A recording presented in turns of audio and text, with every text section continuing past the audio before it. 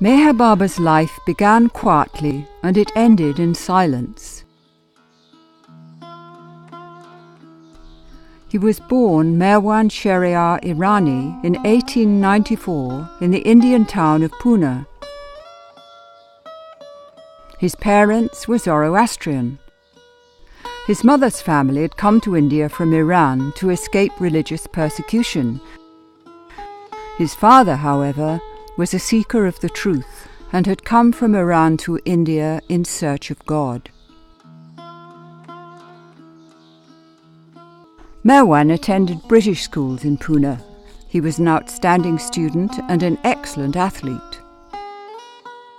At the age of 19, while he was attending Deccan College, he met Hazrat Babajan, an aged Muslim woman from Afghanistan who lived in the open under a roadside neem tree. Babajan was regarded as a great spiritual figure by many of the residents of Pune. In fact, as Meher Baba later explained, Babajan was a God-realized soul and one of the 5 perfect masters of the age. It was Babajan who, with a kiss to his forehead, awakened Merwan to his spiritual destiny. Meher Baba's description of this event naturally leads into the world of mysticism, as he reveals for the first time what happens when the avatar is brought down to live in human form. He tells us that at all times there are 5 souls who are totally one with God. In the mystical traditions of the East, these 5 are known as perfect masters. They are man become God. Normally, they bear the responsibility for running the affairs of the universe. However, once every 700 or every 1400 years, they bring God down into human form. This descent of God is necessary because, while the perfect masters maintain control of the world, it's only the avatar who can change the world's destiny and bring about a new spiritual awakening.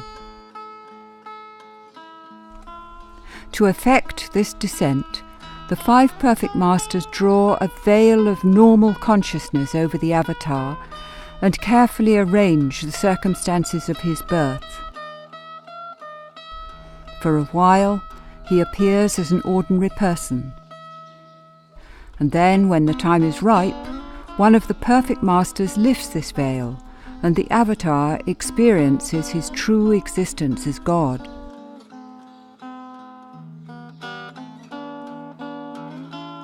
What happens next is the most critical period in the entire awakening.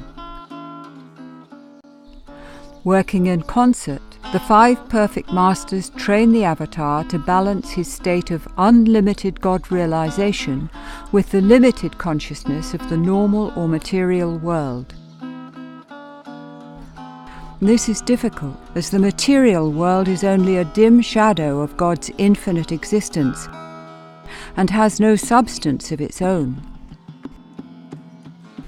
Essentially, the 5 perfect masters have to train the avatar to maintain his state of total enlightenment while existing in a dark world of shadows, without dissolving the shadows into light.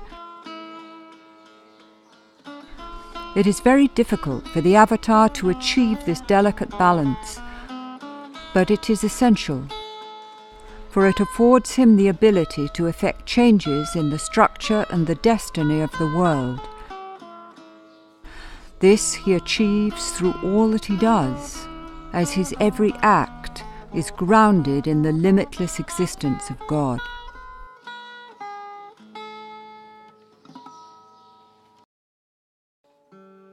It was also during this training period, in the hands of the 5 perfect masters, that Merwan began gathering together a small group of disciples from Pune and Bombay. And once his training was complete, Merwan led them out to an abandoned military camp in a treeless and barren area near the town of Ahmednagar. Here, next to the severely impoverished village of Aranguan, he set about establishing the pillar of service to humanity that was to become one of his lifelong avataric tasks.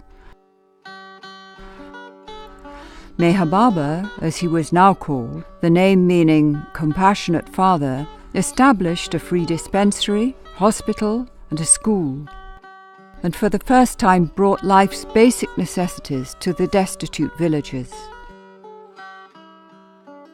While engaged in this work, he laboured to break down India's age-old religious and caste prejudices, stressing that God is equally in everyone.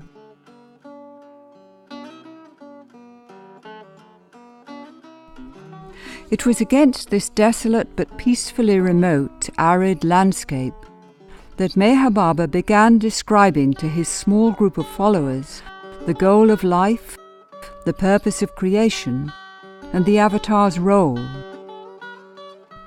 He explained that it is the destiny of everyone to become one with God, and said that this process of man's perfection takes many lifetimes, first through innumerable subhuman forms, and then through many human forms. He expressed that the separation that leads the soul on its journey to union with God does not in reality exist. God alone is real. God is indivisible, infinite, and eternal.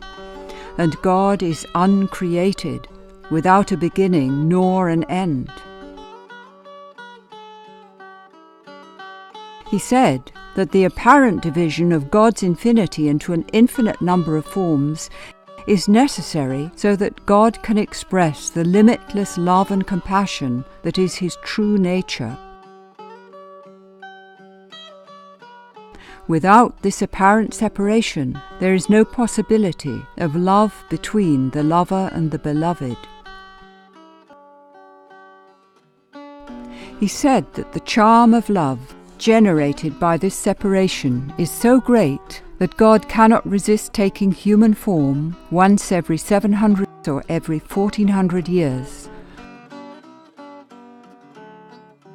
And he said that each time he comes, he gives a great push to all souls in creation on their journey back to oneness with him, explaining that when God manifests on earth in the form of man and reveals his divinity to mankind, he is recognized as the Avatar, the Messiah, the Prophet. Thus God becomes man. And Meher Baba also says that the past forms of the Avatar have been Zoroaster, Rama, Krishna, Buddha, Jesus, and Mohammed.